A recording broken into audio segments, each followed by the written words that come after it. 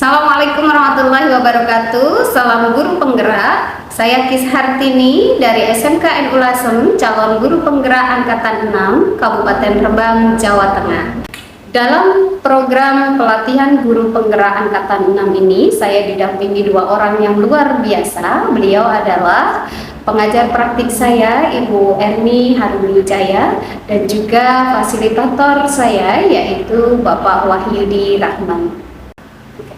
Pada kesempatan kali ini, saya akan masuk dalam kesimpulan dan refleksi diri koneksi antar materi modul 1.1 terkait dengan filosofi Ki Hajar Dewantara.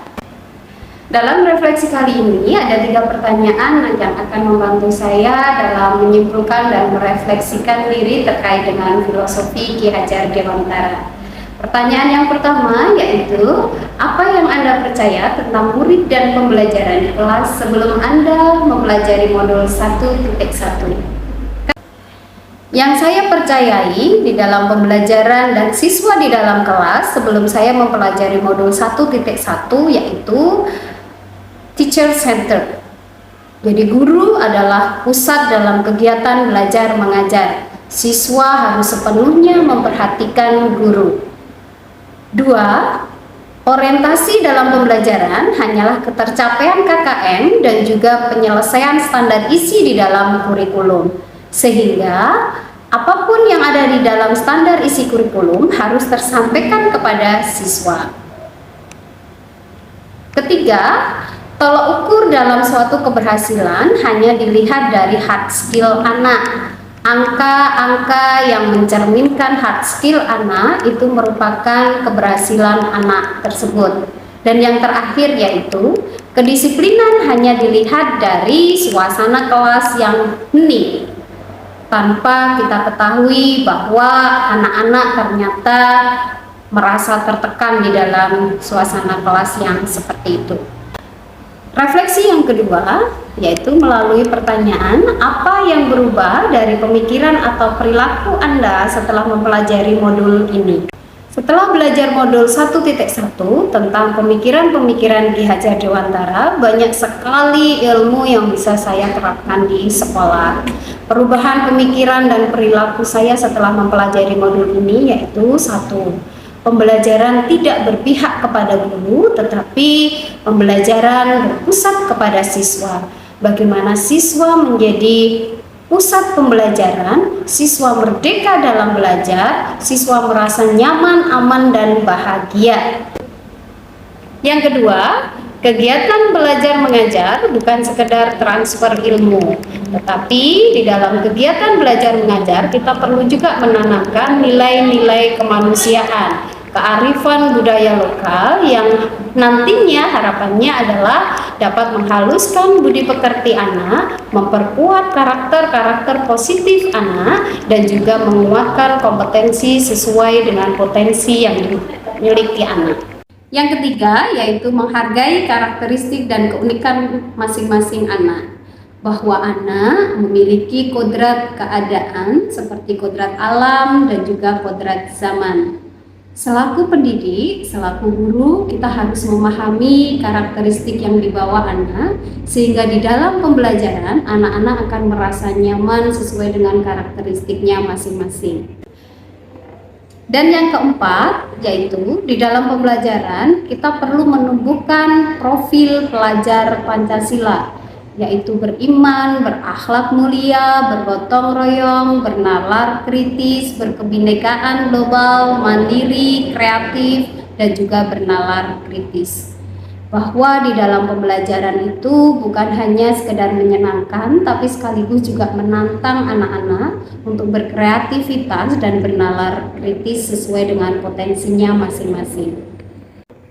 Setelah melakukan refleksi diri di dalam modul 1.1, maka yang ketiga adalah implementasi di sekolah atau di kelas.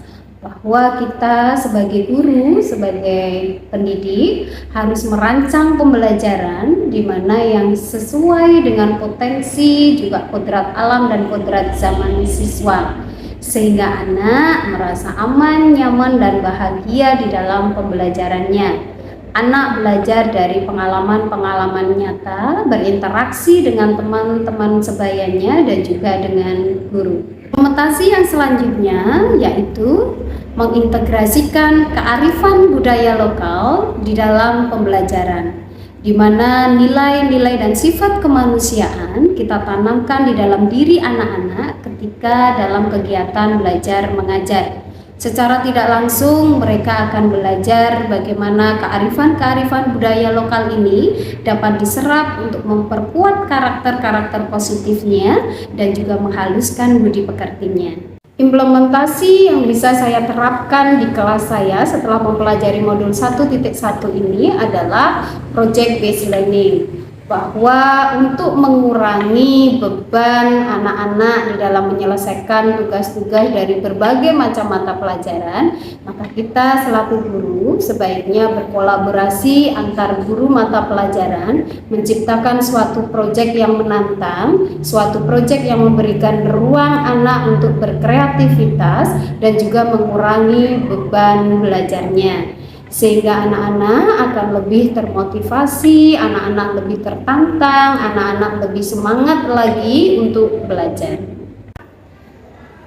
Implementasi yang selanjutnya yaitu guru sebagai pamong, yaitu menerapkan pola asah, asih, dan asuh, bahwa sekolah adalah rumah kedua anak-anak sehingga guru merupakan orang tua mereka.